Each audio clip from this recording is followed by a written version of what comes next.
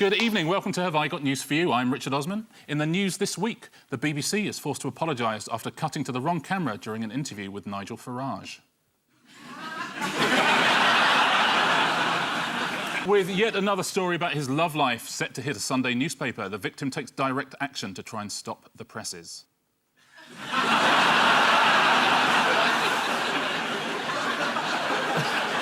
And evidence emerges that the Australian Air Force are developing their own stealth bomber.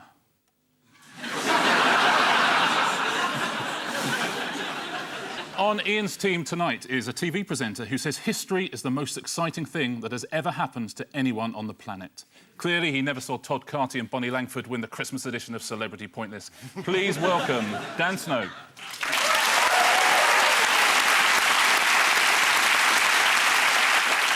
And with Paul tonight is a left-wing comedian who has been described by one critic as so honest, when he talks, it's like he's going to start a war at any time. Well, he's good, but he's no Tony Blair. Please welcome Mark Steele.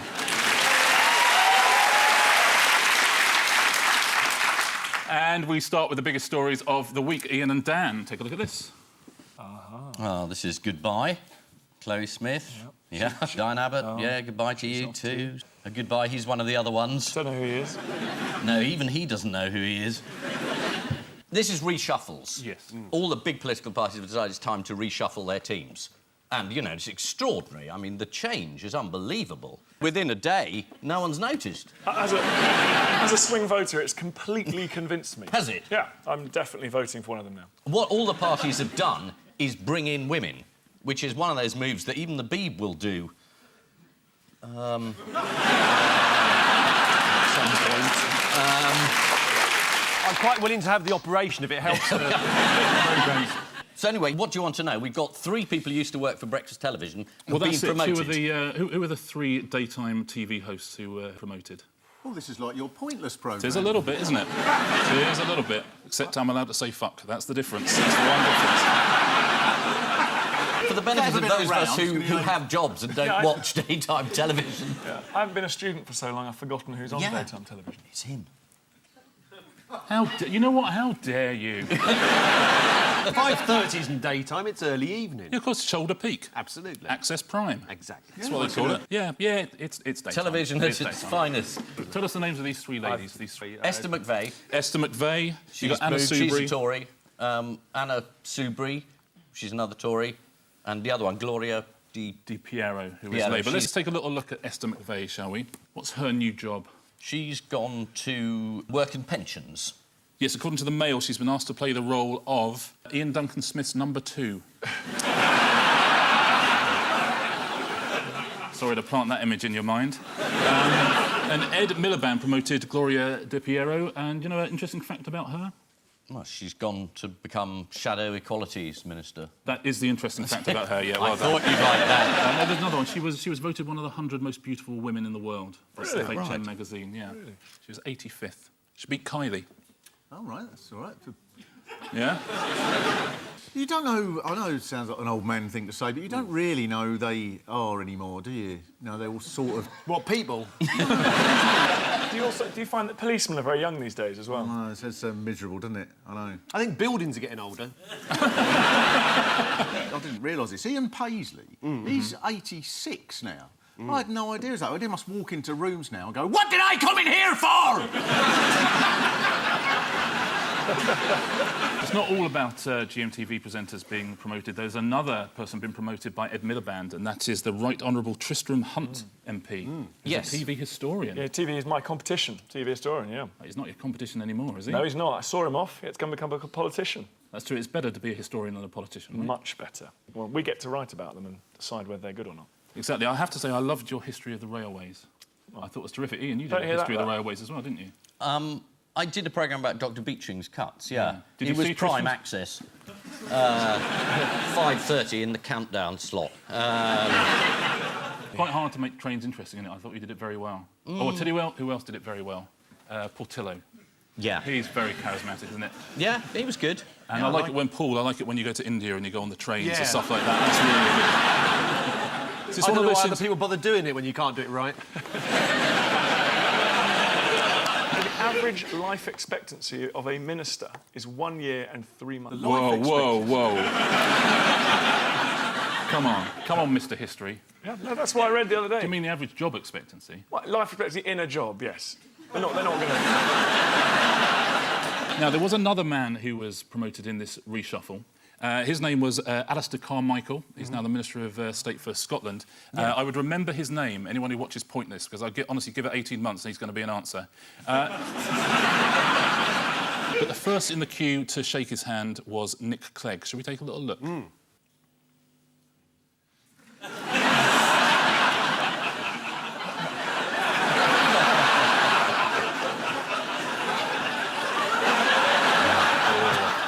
We had to cut. It went on for 7 years. Yeah, I can even imagine. Well, it looked like it, yes. Speaking of 7 years, during the 7 Years' War, it was said that the King Louis's ministers, King Louis XV's ministers, used to change, like, the scenery at the opera so often. Really? Yeah. Why didn't you say that, Paul? Because it was boring. I'm just... Yeah. It wasn't all people being promoted, though. There were a few demotions as well. Well, you showed Diane which... Abbott, didn't you? Ed Miliband sacked her, and she's not even related to him. She wanted his job originally. She wanted to be in charge of the Labour Party. God knows why. Are you mourning her loss? Yeah, well, she was never on message. And in the new political parties, you're meant to toe the line. So she's been sacked. So she'll be back to helping Portillo. I love it. He's so good on trains. Mind you, anyone can make trains interesting, can't they? Yeah. Most people can make that job funny as well.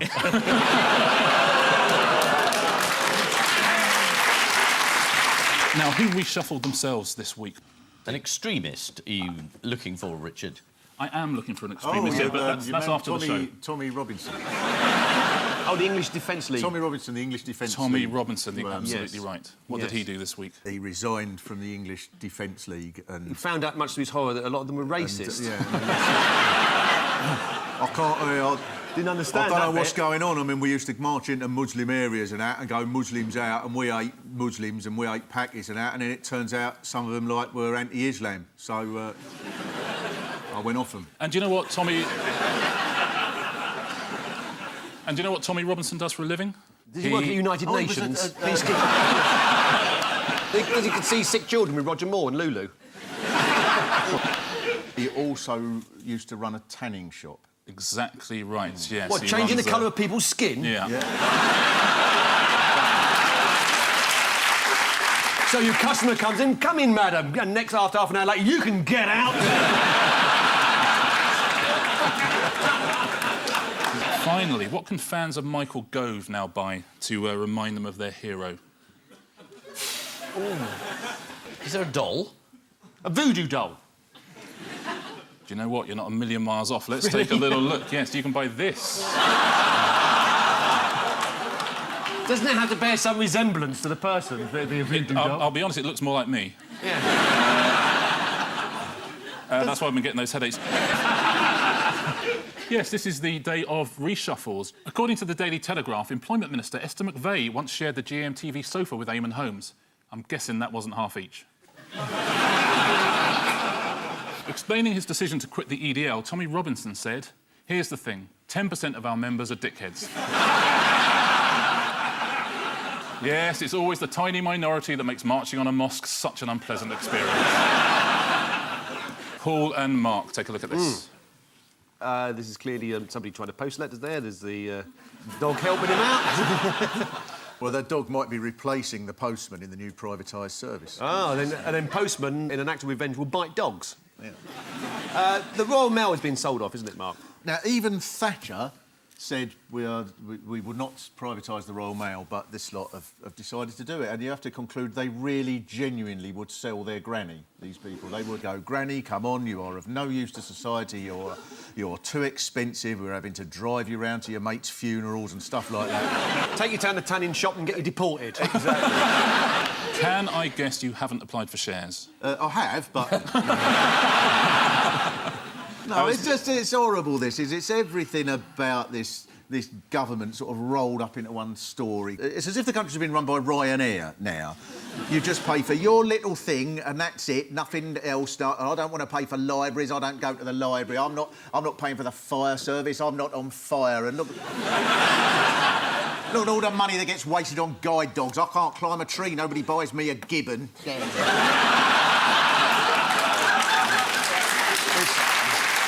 It is hugely oversubscribed, though. That's the key. There's about 7 times as many people trying to get the shares as there are shares. Well, all this sort of idea that it's going to be a capitalism that reaches out to the poor, and the bank that is organising this, that is going to make a huge, vast amount of money, is Goldman Sachs.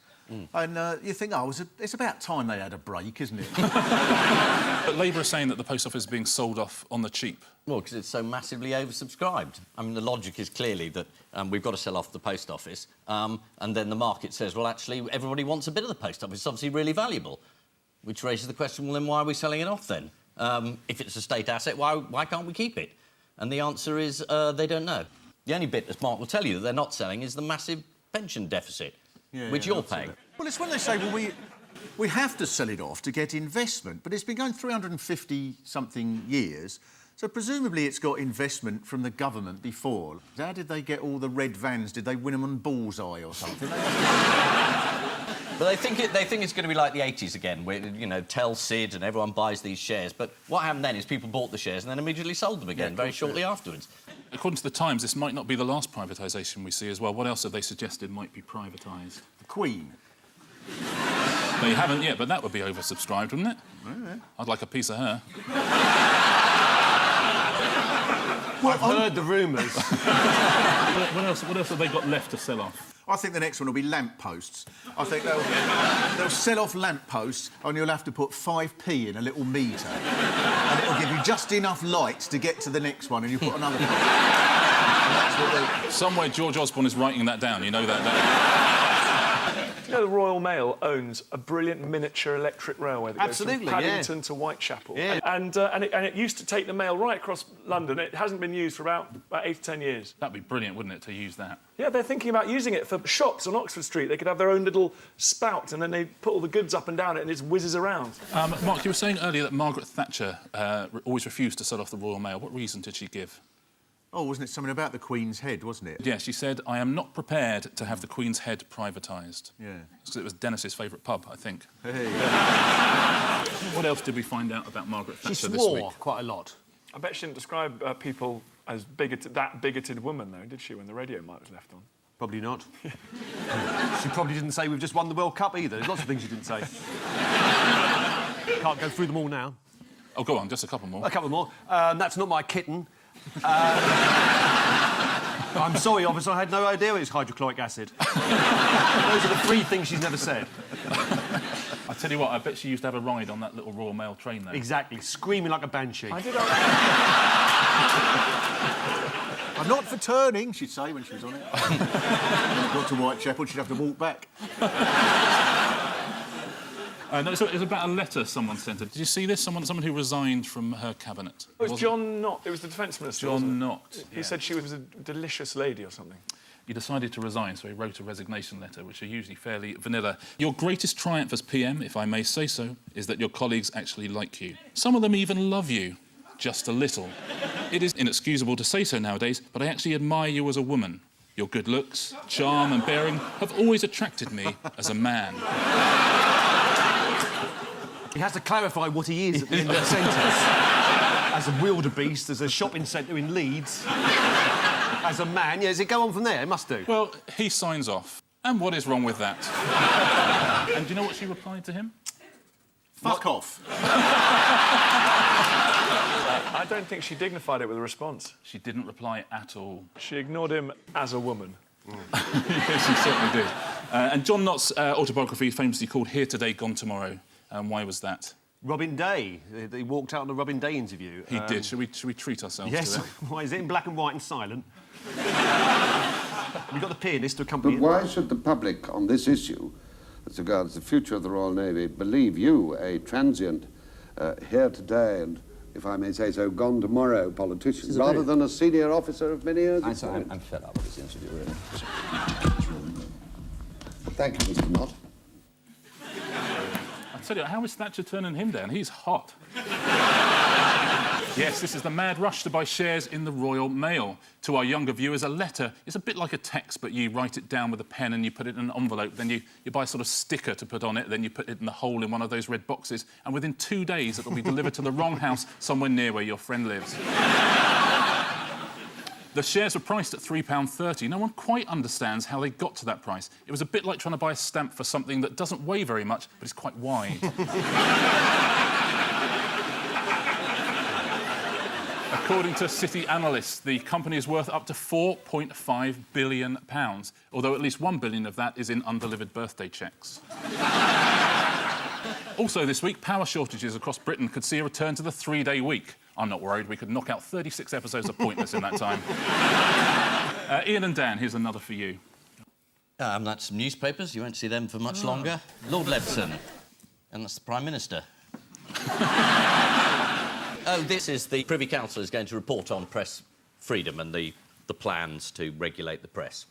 And they've decided to reject the newspaper's own solution and have a royal charter. But the main thing that's coming out of the proposal is that publications that won't join up to the regulator, such as, say, a small magazine like Private Eye, those publications, if they get involved in a libel action and they win, they prove that they were right to say it, they will not only have to pay all their own costs, they'll have to pay all the costs of the person who sued them. That is now law. That's already been enacted by the government. Not by anyone independent, by the politicians. So the idea that then, given any say on the rest of the press, they will act responsibly, they won't. They'll punish those whose views they don't like, who won't play ball. And obviously, that may well be me. It ought to be simple, and it's only because it was Leveson, sort of one of these chaps who sits there going, oh, I've spent 84 years looking through 1 billion pages, and really he should have just sat there and gone, oh, for Christ's sake, all you horrible bastards, you're just in jail, and that's... It was simple, that's what happened. Everyone says, well, Lord Leveson, he reported nothing happened. It did happen. They closed down the biggest newspaper in the country. Scores of people have been arrested, journalists. Lots of people are being prosecuted. It's a big result. It's probably difficult this time for people to find themselves siding with the Daily Mail. And so that's You're not. I mean... But that's what people are thinking. That's they're thinking I'm lining up with Murdoch and with Dacre. That's very, very embarrassing. Look at me, I'm embarrassed, you know, internally I'm crawling. But... You know, in Britain we have a free press. It's not a pretty press, but it's free. It's like the people who can't bear the Daily Mail. They're saying you should ban it. No, you don't ban it. You don't ban it. You don't buy it.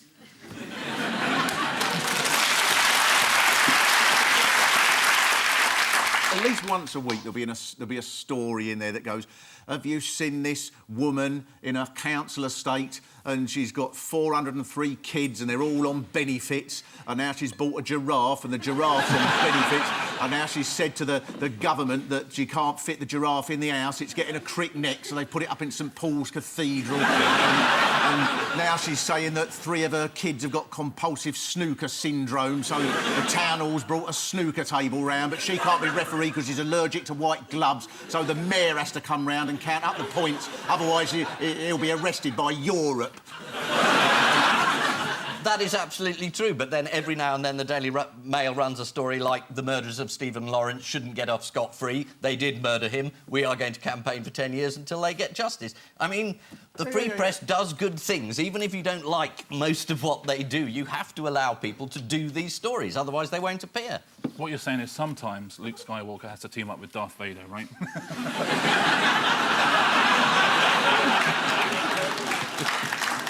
Or, as I might put it, Churchill with Stalin. Indeed. Yeah. Just to translate that, that's Darth Vader and Luke Skywalker. Presumably Ian is Churchill there in that analogy? Yes. And Stalin is my father. So this is all going to come into play on October the 30th. I've got the official timetable of what happens, if you want to know, because it's Privy Council, so it's quite confusing. The Queen will attend the Privy Council with her official seal.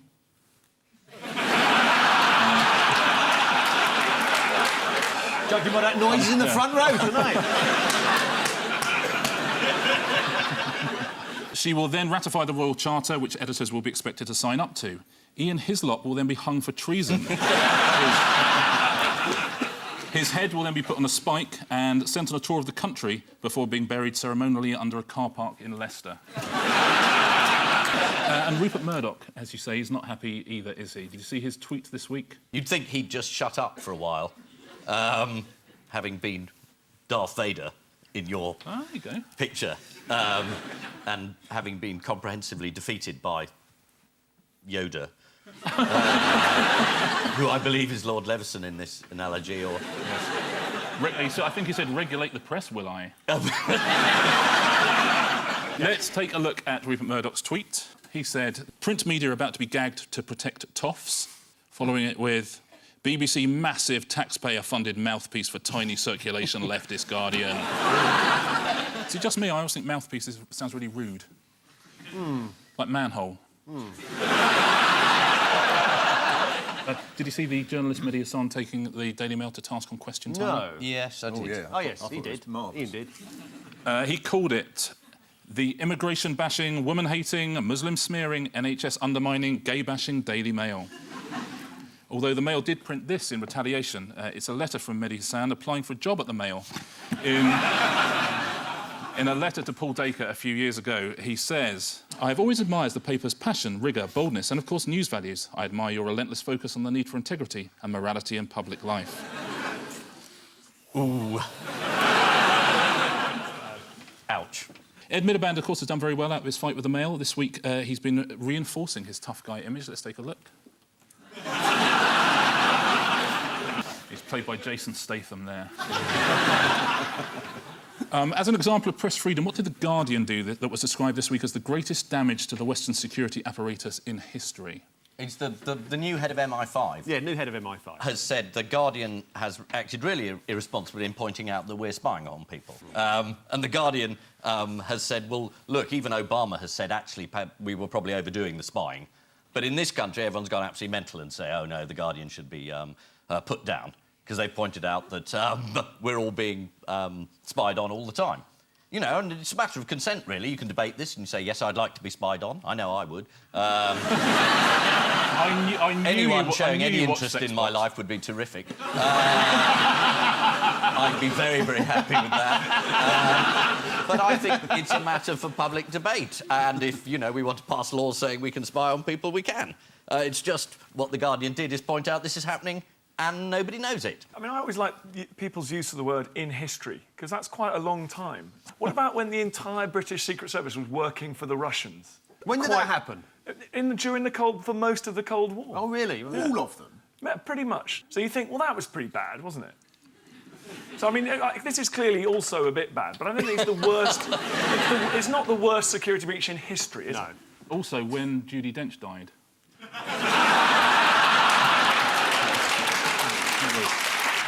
Yeah, and what did David Cameron say GCHQ could do in the Guardian offices? Destroy computers? Hit them with an axe, didn't they, or something? It was a sort of old-fashioned sort of way of containing the problem. Aren't they all in a cloud somewhere? They are since they privatised the Met Office. Oh, right. That's what I didn't understand, perhaps someone does. When that guy got caught at Heathrow smuggling all the information out, Yeah. why do you have to smuggle it out? Do you have it on a stick? Yeah, but can you not email it? Is that not a thing? I don't know. I think it is a thing. I've heard of that. He'll be watching this and he'll think,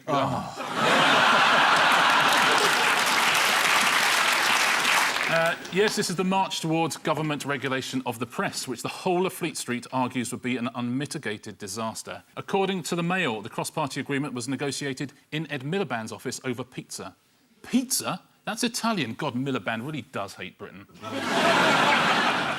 Meanwhile, in a speech, Andrew Parker, the head of MI5, has attacked The Guardian and Edward Snowden for harming Britain's intelligence services. All the protagonists in this story appeared on the front page of the Daily Mail. Coincidentally, the three men who beat me in this year's Vision Express Mr. Sexy Specs competition. 2014, that's my year. Spy Master Andrew Parker may not look much like he's a specialist in espionage and covert operations, but to be fair to him, he is a 68-year-old black woman. Paul and Mark, here is another one for you. This is a cat being massaged. There was a story this week. Not all cats like being stroked. And when they're purring, it could be a sign of distress. It's exactly right. You mustn't stroke And cats. who was They the find it very research stressful. done by? It was done Dogs. No, it was actually done by Professor Daniel Mills of the University of Lincoln. How could he tell that cats were stressed when you stroked He had them all wired up. Through electricity, which would stress anybody out. He said, no, when they're handled by humans, they let off a small amount of hormone linked to anxiety. I did that at the start of the show. Did you? Yeah. And we're not meant to actually do a full massage on cats, are we? Like, I mean, just if they're feeling a bit down and say, oh, have you had a terrible day? What's it like outside? Oh, raining again. So is that the cat speaking? No. That's more of a story in my mind, that the cat's actually talking rather than just getting a massage. No, he doesn't say anything. It's just me doing the massage. Well, that's misleading. You, as the editor of a publication, on the television, telling people that cats can talk. Where's Lord Leveson when you need him? Working for the dogs. During the test, what proportion of cats enjoyed being stroked? 43%. Oh, you're so close. 50%. 8 out of 10. It was none at all. I'm just going to warn viewers at home now to look away if you don't want to see a photograph of someone deliberately stressing out a cat. The Mail Online carried the story, and there was a big response in the comments section. For example, Alexandra wrote, "The look of total pleasure on my cat's face when I pet him tells me he could not be less stressed out when he's plopped in my lap." Round 2 is called the History Noise. I'll play you a noise which will relate to a story from this week's news, which has a link to history. Buzz in when you think you know what the story is. Let's hear the first noise. Come on, come on. Quickly, I need an answer. Merton, Maudlin. That's Jeremy Paxman. It is Jeremy Paxman. And he's just brought a book out, has he, about the First World War? And he was being asked some questions about it at a book festival and didn't know any of the answers to the rather simple questions he was being asked. That's absolutely right. Do you know what he was asked? Yes. Hislop. Maudlin. By nature or by university? And he couldn't answer what happened to Lord Kitchener, very much the poster boy for World War I. Yeah, he You know what happened drowned. to Lord He Kitchener? was on a ship that hit a mine. He was on his way to Russia. It was a bit of a cabinet reshuffle, actually. And Paxman didn't know at all. Can you believe it? He didn't even know the name of the soldier in that tomb at Westminster Abbey. That's inexcusable, isn't it, Dan? Yes, it's also inexcusable to be a BBC history presenter that loses out to a man who knows nothing in a big landmark BBC history series about the First World War. So I'm an even bigger failure. Was it not offered to you? Of course not, no. You were surely that you're a shoo-in for that job. Oh, well, you thought so, you know. In addition to Jeremy Paxman, who else is stupid this week? Oh, is this the youngsters in- Global Education Report? Yes, that's right. The International Education Report. Yeah, Britain was 22nd in literacy and 21st in numeracy. And that was out of 20. I don't know, I couldn't read it. That was number one. I mean, and older people in this country are much more literate and numerate than younger people. And in all the successful countries, it's the other way round, which suggests that something's gone wrong. Is that right, though? They've got their own language, though, haven't they? Sort of 19-year-olds now. So have the French. Who are the least numerate people on Earth? Below us. It was the Americans. The Americans. They don't even know there's more than one math. Yes, Jeremy Paxman is the latest in a long line of people to cash in on, commemorate World War I. One plan for the commemorations is to replay the famous Christmas Day football match with a special game between England and Germany to be shown live on Sky Sports Somber Sunday. Also this week, the Cookie Monster made an exclusive appearance on Newsnight saying, "Cookie, om nom nom, nom nom nom, om nom nom nom nom, ha, bye-bye, turn camera off." I'm so sorry, that was Boris Johnson. Let's take a listen to the next history noise. Next history noise. Paul That was and Mark. A zip. It was a zip, yeah. Why is zip particularly historical this week? Must be the 100th 100th anniversary of the zip. 100th anniversary of the zip. Yes, it's been 100 years to the day since a man first went, "Ah, no, that's just making it worse."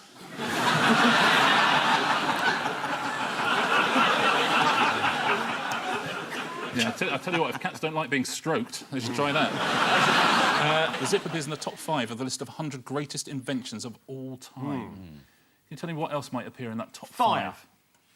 There's a moth in the Yeah. studio. Moths.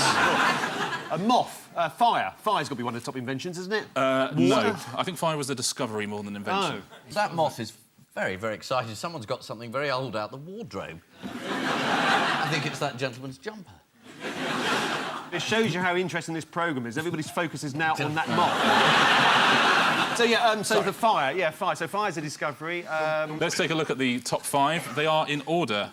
The corkscrew or bottle opener. Yes. The optical lens, the zip fastener, the cigarette lighter. Fire!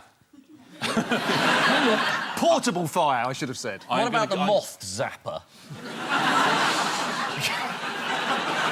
Really do with one now. I told you to wait in the van.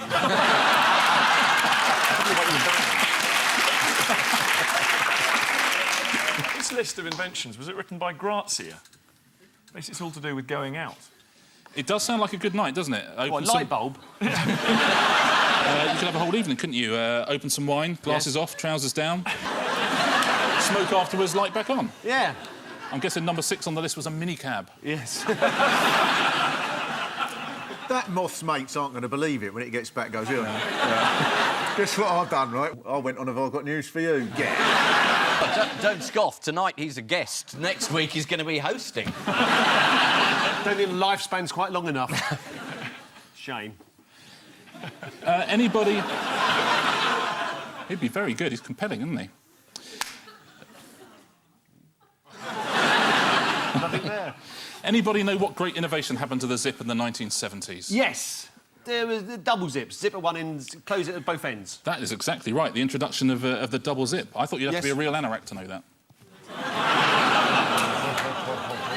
And the next history noise for you.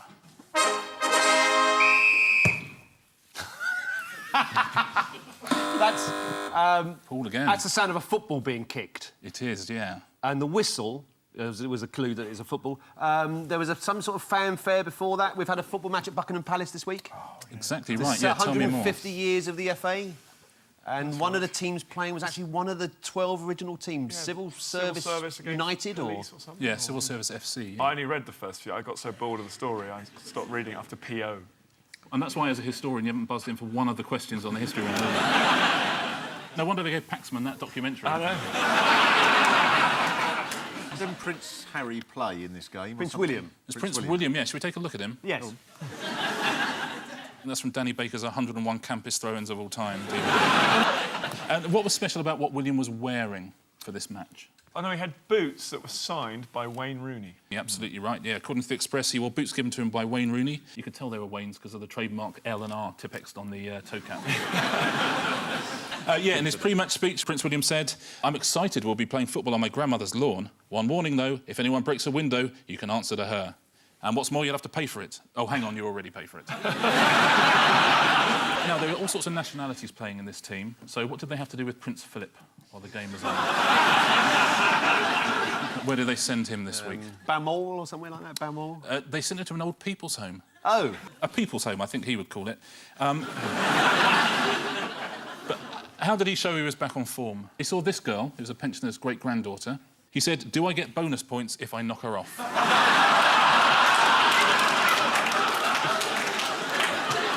Yes, this is the football match at Buckingham Palace to celebrate 150 years of the FA. The footballers left via a tour of Buckingham Palace. It took a while because whenever they saw those little ropes to keep you off the furniture, they assumed it was a VIP area and went in for a lap dance. Time now for the odd one out round. One between you this week. Your 4 are John Bercow, Archduke Franz Ferdinand, Liam Fox and Lloyd George, Dan Snow's great-great-grandfather. Liam Fox is the odd one out. Go on. Because he's got no teeth. No, because he was... Everybody else was... John Bercow was involved in a car crash in a Chelsea street outside a restaurant. Ferdinand, of course, was, shot and the First World War ensued. Lloyd George, I don't know anything about him and cars, but I say Liam Fox is a travelling thing. He didn't get into trouble. He just sort of claimed threepence for going 300 yards, but the others have all been involved in incidents in cars. Is the correct answer. Oh. Right. Very well done.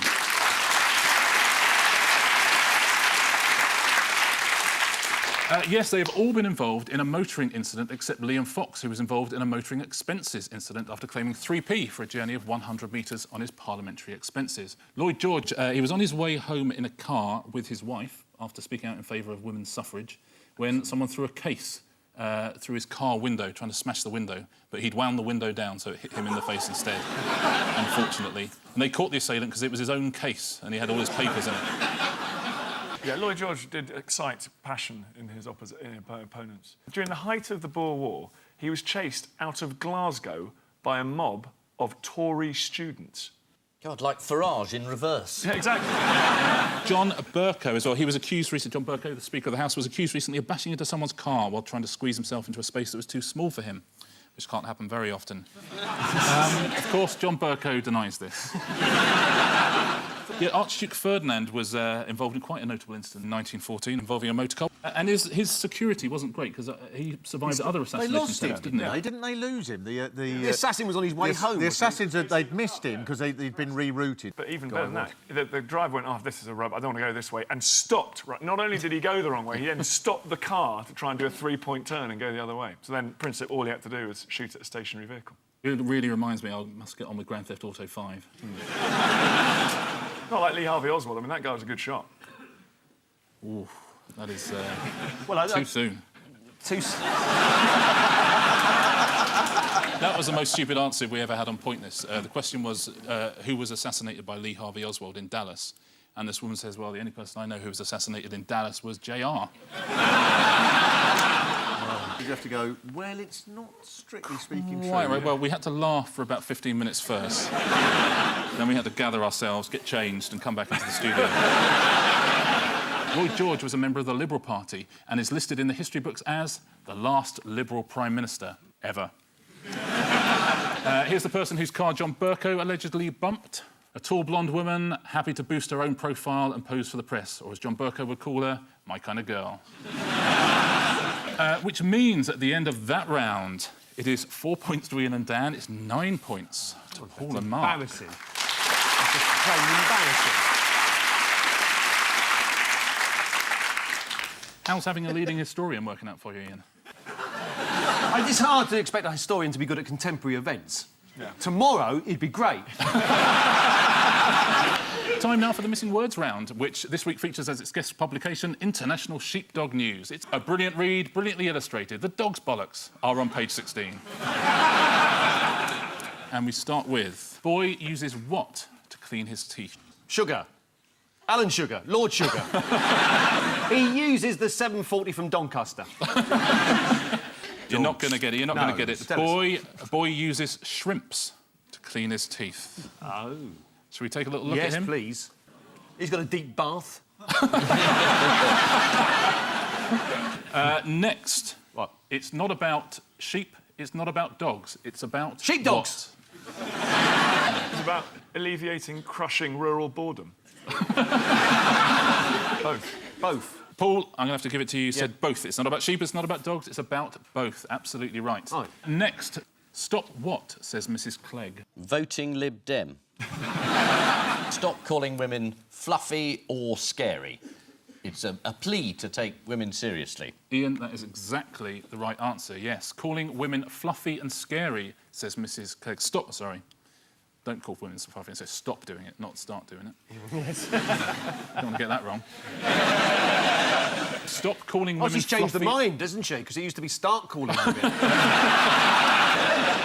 Stop calling women fluffy and scary, says Mrs. Clegg. It's a ridiculous claim that women are second-class citizens, and if the producers had thought to book any on today's show, I'm sure they would agree with me. I messed that up. Imagine if you had a female host who'd have done that properly. Next, what is just about the worst thing a sheepdog can do? Eating sheep. Telling the neighbours that you're bisexual. To leg bite a sheep. Next, Ivan the Terrible was what? Too soft, says Putin. All right, once you got to know him. Yeah. Oh, you know what? You were actually right the first time. Apparently, Ivan the Terrible was not so bad. No. Yeah, Ivan the Terrible died whilst playing chess. He was given the last rites by a bishop who took his time getting there because he could only move diagonally. And finally, there is as yet no what in Poland. Lebensraum! A historical joke. Sheepdogs. Poland. There is as yet no Border Collie Association in Poland. And partly because all the Polish Border Collies are in this country rounding up sheep for half the price of the English ones. So the final scores are Ian and Dan 7 points. Paul and Mark are this week's winners with 11 points.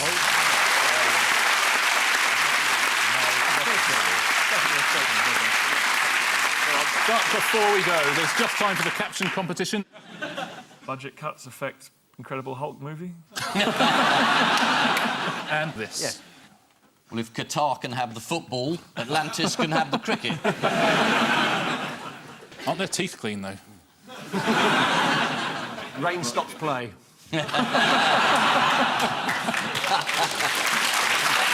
On which note, we say thank you to our contestants, Ian Hislop and Dan Snow, Paul Merton and Mark Steele. And I leave you with news that, in London, the publisher who suggested a new Bridget Jones book would be a great idea is swiftly tracked down. As part of a crackdown on recycling, Kingston Council officials go through the bins at Ronnie Corbett's house. And there are incredible scenes at the World's Smuggest Man competition as judges declare it a three-way tie. Good night.